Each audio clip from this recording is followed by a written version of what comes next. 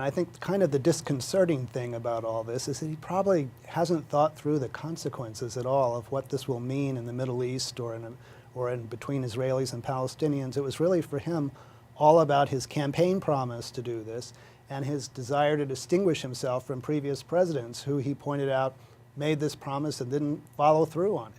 So I don't think they have thought about, or he has thought about, what this is likely to mean. And of course, we're already seeing the consequences. We have rioting in the West Bank today. We have attempts from Gaza to fire missiles into Israel.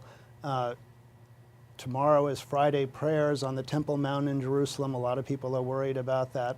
So they're going to be, and that's just the beginning, there are going to be consequences of this that roll out over weeks and months that they have no plan for.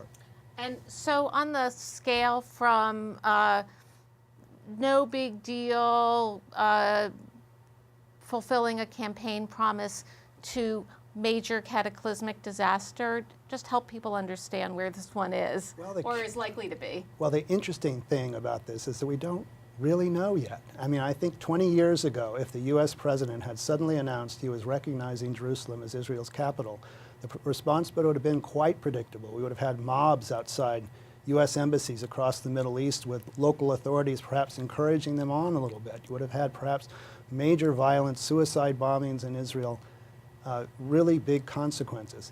Today, the Middle East is in a radically different place than it was, and it's something that maybe Trump has a little bit of a sense of.